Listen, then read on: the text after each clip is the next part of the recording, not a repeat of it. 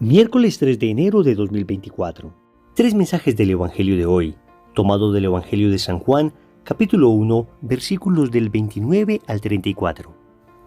En aquel tiempo, al ver Juan a Jesús que venía hacia él, exclamó: «Este es el Cordero de Dios que quita el pecado del mundo».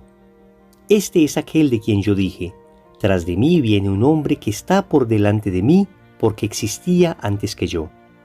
Yo no lo conocía, pero he salido a bautizar con agua para que sea manifestado a Israel. Y Juan dio testimonio diciendo: «He contemplado al Espíritu que bajaba del cielo como una paloma y se posó sobre él. Yo no lo conocía, pero el que me envió a bautizar con agua me dijo: aquel sobre quien veas bajar el Espíritu y posarse sobre él, ese es el que bautiza con Espíritu Santo. Y yo lo he visto y he dado testimonio de que este es el Hijo de Dios». Palabra del Señor. Gloria a ti, Señor Jesús. Querida familia, iniciando este año, el Evangelio nos sigue proponiendo a San Juan Bautista y San Juan Bautista nos sigue señalando a Jesús. Vamos a meditar tres mensajes. Primero, ¿por qué Cordero de Dios? Segundo, las semillas del Verbo. Tercero, ver a Jesús y dar testimonio. Vamos con el primer punto. ¿Por qué Cordero de Dios?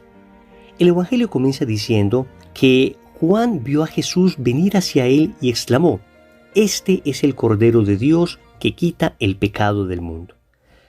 A nosotros nos es muy familiar esta expresión porque la escuchamos en cada misa.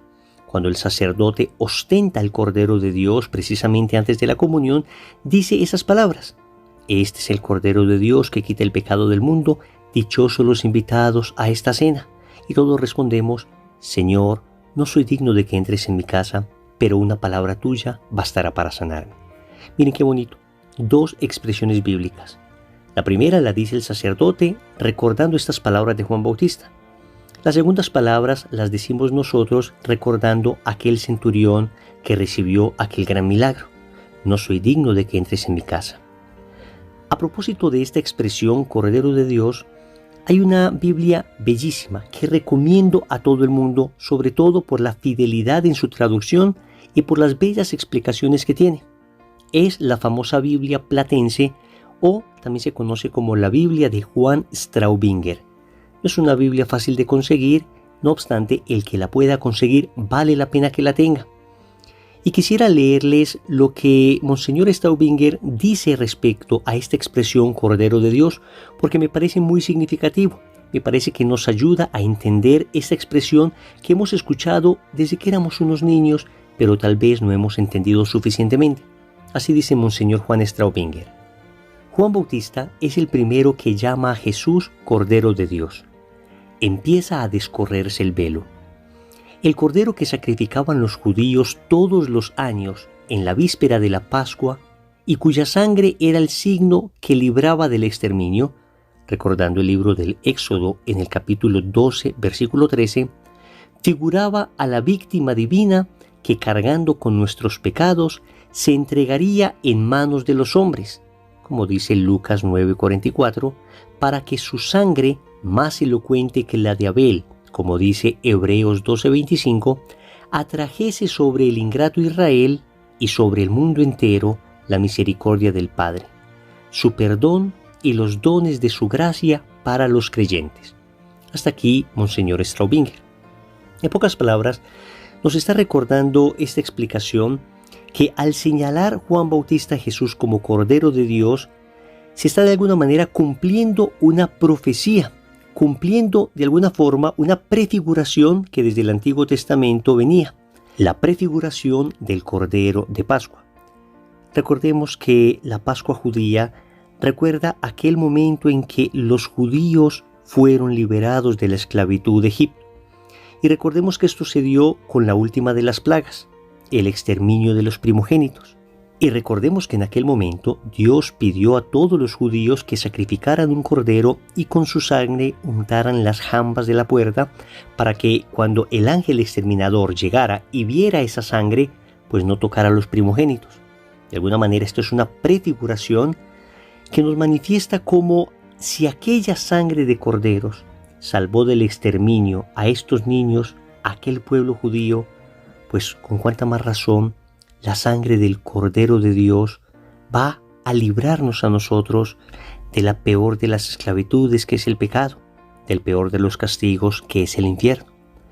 De manera que Jesús es llamado Cordero de Dios porque esa sangre nos va a salvar. Y Juan Bautista, al iniciar el ministerio público de Jesús, ya nos lo está prefigurando. Pero amigos, esto sigue diciéndonos a nosotros hoy algo muy importante, y es que Cristo es el único Cordero de Dios que puede librarnos de nuestros pecados. Nosotros mismos, aunque hiciésemos un esfuerzo mayúsculo, no somos capaces de librarnos de nuestros propios pecados. Necesitamos de la ayuda de la gracia. En primer lugar, de la ayuda de la gracia en el sacramento de la reconciliación para ser perdonados de aquellos pecados que hemos cometido, pero además de la ayuda de la gracia para no caer en el pecado. El Cordero de Dios quita el pecado de nuestra vida una vez lo hemos cometido, pero también lo quita para que no lo cometamos. Es decir, necesitamos la ayuda de la gracia. ¿Cuántas veces has intentado por tus propias fuerzas superar un pecado, una debilidad en tu carácter, un vicio dominante? ¿Y cuántas veces has fracasado en ese intento? Pues seguramente menos veces que las que yo he fracasado en el intento cuando lo he intentado solo. Amigos, es que hoy Juan Bautista nos indica cuál es el camino. Hay que mirar al Cordero de Dios y suplicarle a Él que nos quite el pecado. Claro que debe haber cooperación humana. Nuestra cooperación consiste en decirle al Señor: aquí estoy, ayúdame Señor, yo solo no soy capaz. Nuestra cooperación consiste en querer, pero es que Dios, el Cordero de Dios, es el único que puede poner el poder. Amigos, nosotros ponemos el querer, el Cordero de Dios pone el poder. ¿Quieres? ¿Quieres ser librado del pecado? Dile al Señor: quiero. Y el Señor te dirá: puedo. Queda limpio. Segundo, las semillas del Verbo. En dos ocasiones Juan Bautista dice que no conocía a Jesús. En primer lugar dice: yo no lo conocía, pero he salido a bautizar con agua para que sea manifestado a Israel. Y después dice: yo no lo conocía, pero el que me envió a bautizar con agua me dijo: aquel sobre quien veas bajar el Espíritu y posarse sobre él, ese es el que bautiza con Espíritu Santo. Y eso es bien interesante porque sabemos que Juan Bautista era primo de Jesús. Por consiguiente, era bastante probable que al menos le conociera físicamente. Sin embargo, no conocía tal vez la profundidad de la persona de Cristo. No conocía exactamente la divinidad que había detrás de él.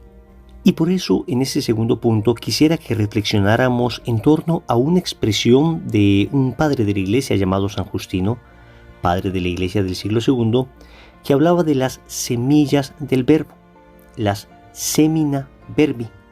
Y es una expresión bien interesante porque nos habla precisamente de aquellas personas que no conocen a Jesús, que no han tenido un proceso de conversión al cristianismo, o por lo menos tal vez le han conocido de manera superficial, le han conocido de oídas, pero no han tenido un encuentro con Él, y sin embargo buscan la verdad.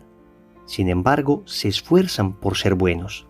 A ese propósito, el decreto Ad Gentes del Concilio Vaticano II nos dice que el Espíritu Santo llama a todos los hombres a Cristo por las semillas del Verbo y por la predicación del Evangelio.